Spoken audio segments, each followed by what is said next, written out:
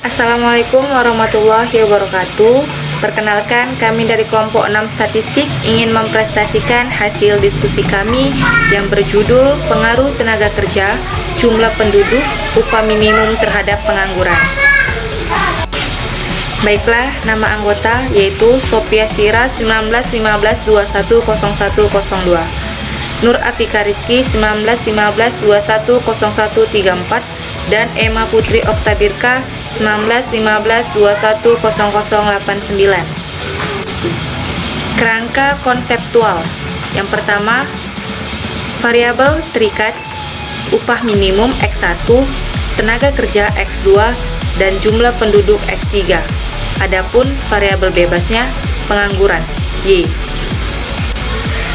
Kami mengambil contoh Provinsi Daerah Istimewa Yogyakarta yang mana dimulai dari tahun 2010 hingga tahun 2019.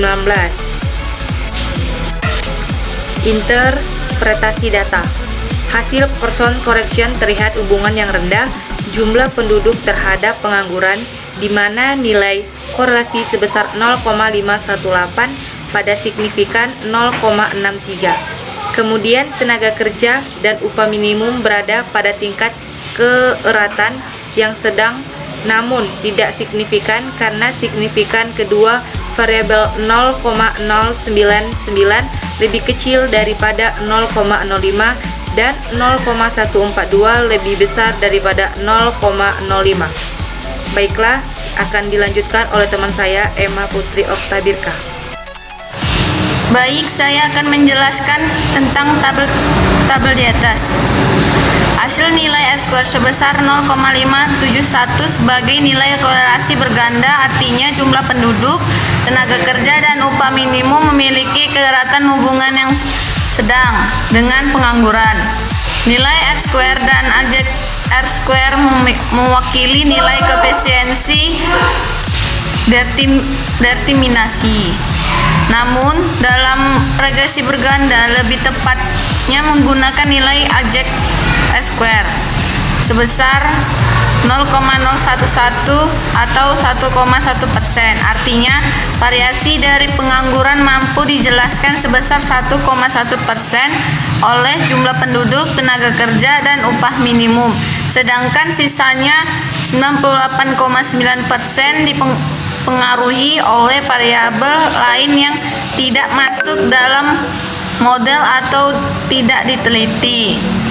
Selanjutnya, yang berikutnya tabel ANOVA.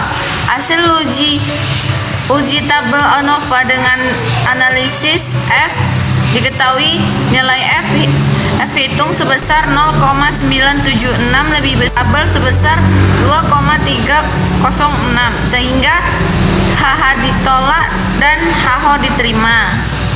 Artinya jumlah penduduk, tenaga kerja, dan upah minimum secara bersama-sama tidak signifikan mempengaruhi pengangguran.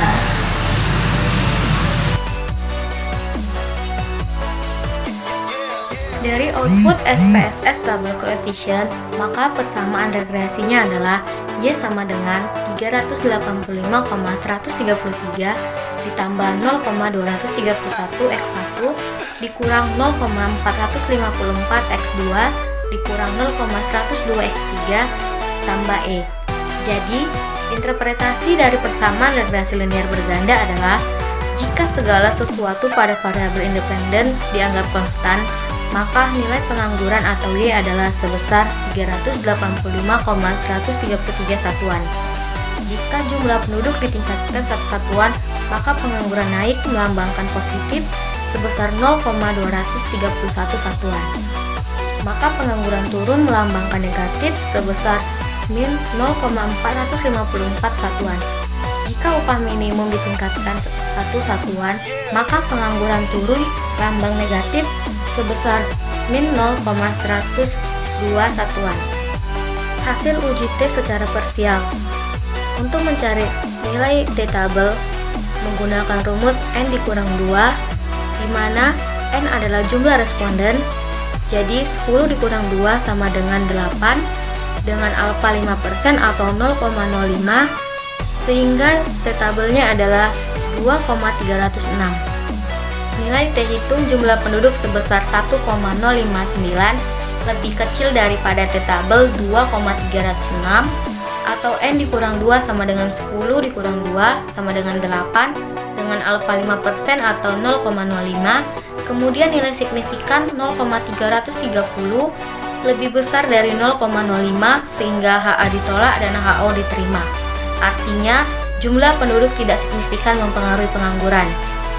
Nilai T hitung tenaga kerja sebesar min 0,221 lebih kecil dari 2,306, atau N dikurang 2 sama dengan 10 dikurang 2 sama dengan 8 dengan alfa 5% atau 0,05. Kemudian nilai signifikan 0,832 lebih besar dari 0,05 sehingga HA ditolak dan HO diterima. Artinya, tenaga kerja tidak signifikan mempengaruhi pengangguran. Nilai T hitung upah minimum sebesar min 0,710 lebih kecil dari 2,306, atau N sama dengan N dikurang 2 sama dengan 10 dikurang 2 sama dengan 8 dengan alfa 5% atau 0,05.